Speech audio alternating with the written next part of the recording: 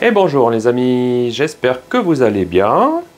Alors un petit épisode aujourd'hui sur comment casser la dynamique du varroa. Tac, voilà, c'est-à-dire que en fait on va calmer le processus de développement du varroa en pleine saison. Hein. Là on est, je sais pas le combien, on doit être le 22 juin ou 23 juin. Donc une petite théorie là juste comme ça, et après on va aller sur le terrain et je vous montre comment je peux casser un peu pas mal la dynamique du varroa. Vous savez que le nombre de varroa, je ne cesse de le répéter, la récolte est inversement proportionnelle au nombre de varroa. C'est-à-dire que 2 fois plus de varroa fait 2 fois moins de récolte. Voilà, ça, hein, je pense que maintenant tout le monde le sait à peu près.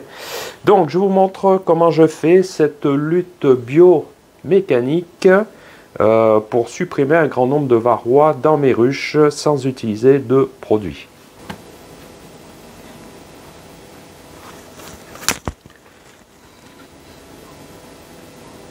Qu'est-ce que c'est? Eh bien, c'est un cadre de hausse, vous l'avez reconnu. Sauf que je marque CM, cadre à mâle. En fait, le principe, c'est qu'en pleine colonie, en plein dans le couvain, je mets un cadre de hausse qui est identifié comme je vous l'ai montré. Donc, qu'est-ce qui va se passer? Les abeilles ne supportant pas le vide, elles vont bâtir, et en général à 85%, enfin entre 80 et 90% des cas, elles vont bâtir de la cire à mâle. Alors pourquoi est-ce qu'on veut avoir des cadres de mâle? Eh bien en fait, vous savez que le varroa est beaucoup plus attiré par le couvain de mâle. D'accord? C'est surtout là qu'il va le plus. Pourquoi? Parce qu'il y a plus à manger et c'est surtout que le cycle d'operculation du mâle est plus long.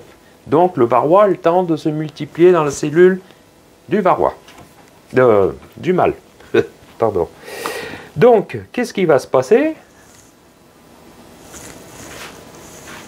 Eh bien, elles vont bâtir dessous. C'est ce que je vous ai dit. Et elles vont privilégier l'élevage de mâle. D'accord? Bon, là, c'est un cadre qui a plus de couvain. D'accord? Voilà. Cadre à mâle. D'accord? Dessous. Voilà. Donc, qu'est-ce qui va se passer quand on met ça dans la ruche? Enfin, elles vont bâtir donc ici, et elles vont faire du couvain de mâle. Donc, ce qui est important, c'est d'attendre que le couvain de mâle soit operculé. Une fois qu'il est operculé, je coupe là, cette partie-là, poubelle. Du moins, moi, je donne à mes poules. Hein, parce qu'elles sont voraces des mâles. Voilà, après la cire on peut la refondre, etc. Et donc, tous les varrois qui sont dans ce couvain operculé de mâle, ben, vont gicler quoi. Hein, c'est pour ça que je dis, on casse. Voilà, avec le lève-cadre là, on coupe. D'accord? Et on met un cadre comme ça par ruche. Vous pouvez en mettre 2. Bon, moi j'en mets qu'un. Et j'essaie de faire ça au moins 2 fois. Bon, l'idéal, c'est de le faire 3 fois. Parce que le fait de couper, elles vont rebâtir, elles vont refaire des cellules de mâle et vous détruisez encore une deuxième fois. Donc là, vous avez éliminé un grand nombre de varroa. Vous savez que le nombre de varroa, c'est un peu comme un iceberg. Hein. Je l'ai déjà dit dans quelques vidéos de la saison 1.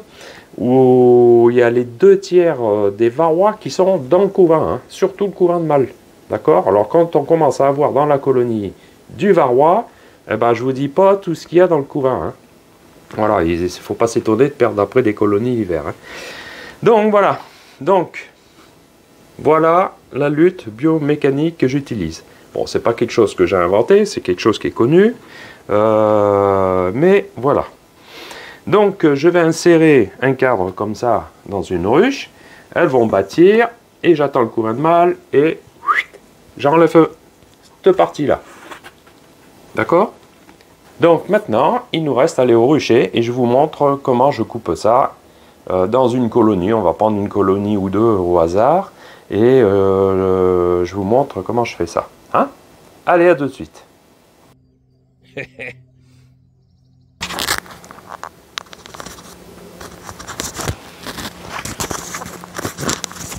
Allez, nous voilà au rucher pour détruire les 4 de mâle.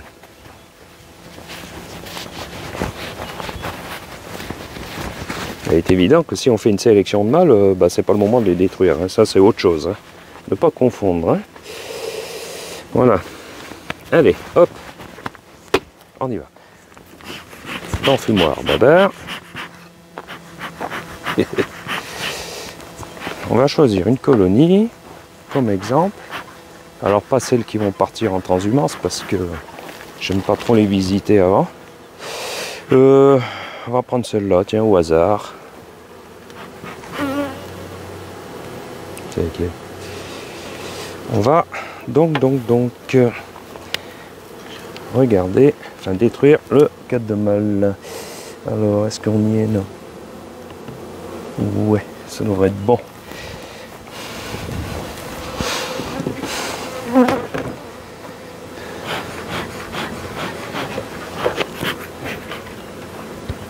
Allez, hop. Alors pour ce faire, on va dépiler la ruche. Jusque là.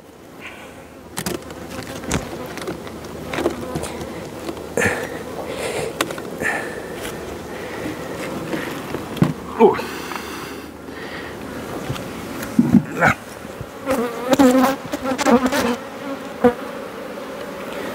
Alors,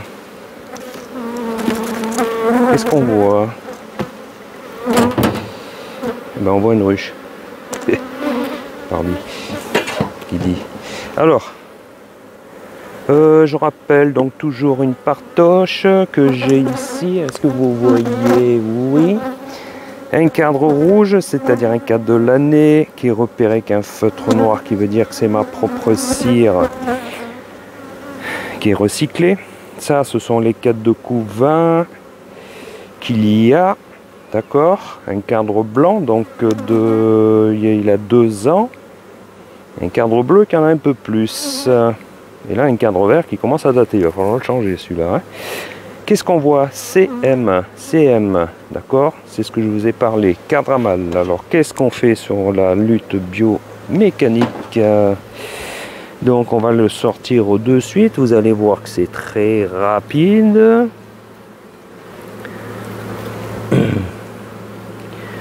Donc, on trouve le cadre de os. Et on trouve du couvain de mâle. Il n'y a pas que du cadre de couvain de mâle, mais bon, il y en a quand même pas mal. Il est vrai qu'il y a du couvain quand même d'ouvrière, mais bon, il n'y en a pas beaucoup. Il y a pas mal de mâle. Donc c'est operculé, on va le détruire ça. Voilà. Donc, on enlève les abeilles et on va couper. Alors je vais les faire descendre, comme ça vous voyez. Comme ça, j'écrase pas les abeilles. Voilà.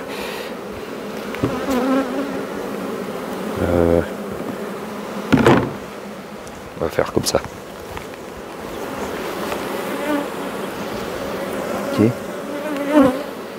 Hop. Encore un peu.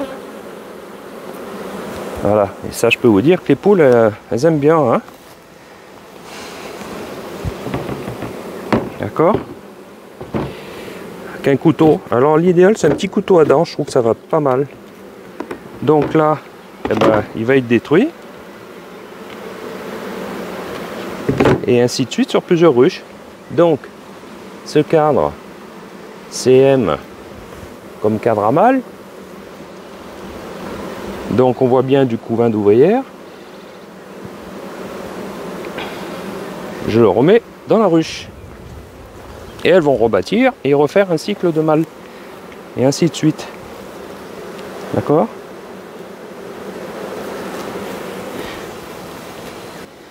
Donc, mon CM qui est là, et ben je le remets la hausse et puis basta. Et puis ainsi de suite. Hein. Voilà.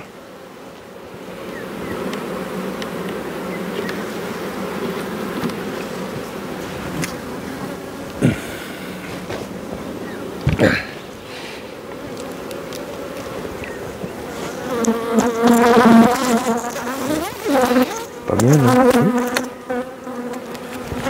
Là. Et voilà. Ça, c'est fait.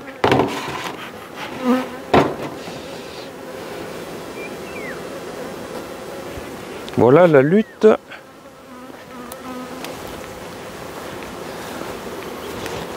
Biomécanique. Alors, il est évident qu'il faut le détruire, ce cadre, parce que si vous le laissez dans le rucher, autant si les abeilles vont piller, elles vont se ramasser tous les varrois des mâles. Hein. Ça va de soi. Hein.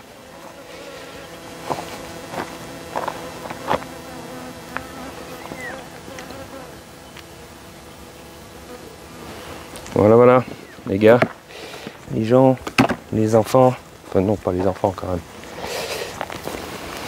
Je vais mettre la lumière, parce que je veux que dalle. Voilà, hein. Est-ce que vous voyez là? Alors évidemment, on voit bien un varroa qui est là, d'accord? Alors ça doit être un varroa, tiens d'ailleurs il se déplace, ou c'est moi qui me déplace. Ça doit être une femelle ça, qui va pondre donc ses œufs, et qui va donner naissance à des filles et à un fils. Et c'est le fils qui va féconder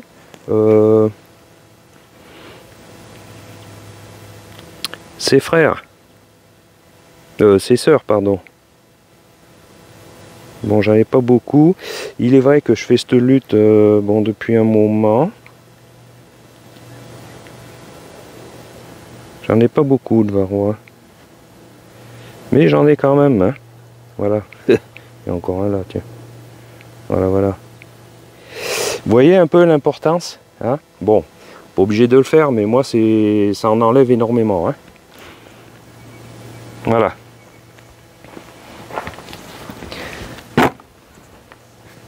Et voilà. Voilà, voilà.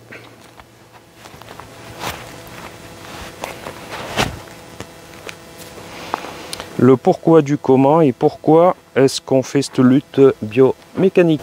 Bon, là je vais m'occuper de la transhumance parce que j'ai des ruches ce soir qui vont partir en haute montagne, très haute montagne de 2000 mètres d'altitude. Et comment je prépare ça? Voilà. Bon, j'ai déjà fait un épisode sur la transhumance, sauf que je rajoute toujours des choses supplémentaires. Alors je sangle un peu les ruches. Je vais vous montrer comment je fais. Après chacun fait comme il veut. Moi je hein, j'ai pas la science infuse non plus. Ah tiens une cajarelle qui est tombée. Enfin qui est tombée.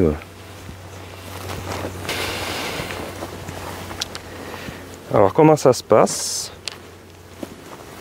Je vous montre.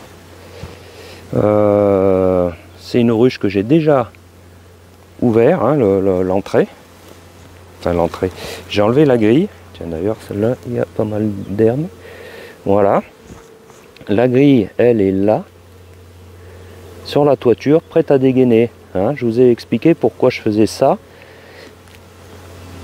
De façon à ce qu'à la tombée de la nuit, je fais ça, et zac, fermé. D'accord? Ils n'ont pas vu le temps arriver, quoi. Voilà. Mais par contre, ce que je fais, c'est que je sangle. Pour pas perdre une toiture ou truc comme ça. Bon, ça c'est une dédicace à mon ami Dave, qui aime bien que les ruches soient attachées. Voilà, c'est vrai que moi je le fais pas systématiquement. Pourquoi? Parce que moi elles sont serrées par couple de 2. Donc du coup ça plaque quand même les toitures sur la sangle, sur la ruche. Alors évidemment, il y a un peu les herbes. Alors c'est un peu de boulot quand même parce que quand on est deux, ça va pas mal. Quand on est seul, ça va un peu moins bien. Voilà, voilà. Donc, je passe dans les poignées, évidemment, hein, pour me laisser les poignées des ruches libres. Et voilà. Donc, toutes ces ruches que je vais sangler, comme celle-là. L'avantage, c'est que, bon, ben voilà, si la ruche tombe, etc., et plus les pions de centrage des os, bah, ça évite d'avoir des mauvaises surprises, quoi, en fait. Hein. Voilà. Donc, j'en fais encore une deuxième, là.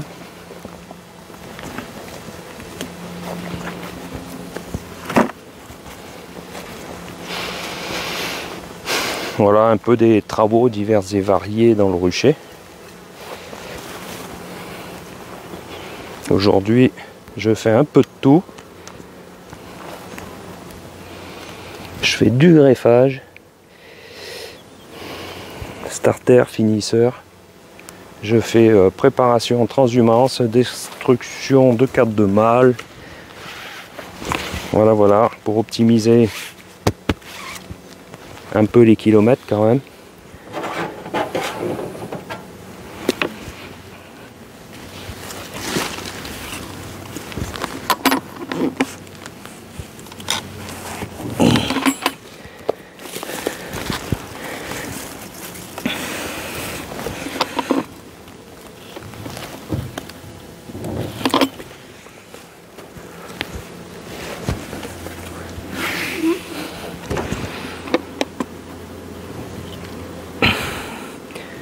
Voilà, donc celles-ci vont transhumer en haute montagne pour faire du miel de, bien vu, haute montagne.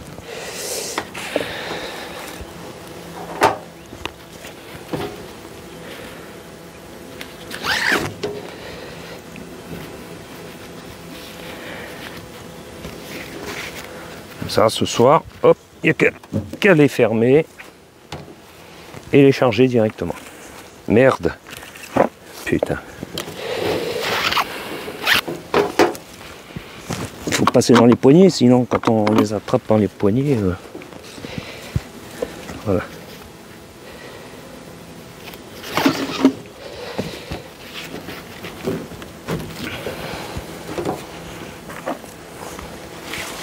Et voilà, ainsi de suite. Bon, je ne vais pas vous montrer la totalité des ruches, il n'y a plus d'intérêt, quoi. Hein. Mais voilà comment je procède, quoi. Voilà, c'est un peu plus de sécurité, parce que déjà, une fois, je me rappelle, on avait lourdé une ruche avec mon ami Dave, là. Elle s'était retrouvée sur le toit, là. Il faut le faire quand même, hein. En apiculture, tout se passe, hein. Et on était bien content qu'elle était, on était bien content qu'elle était sanglée, etc. quoi. Voilà, ben sur ce, on va se quitter. Puis je vous dis à la prochaine pour de nouvelles aventures. Au revoir. Et n'oubliez pas, 2 pouces. Je sais pas si c'est possible.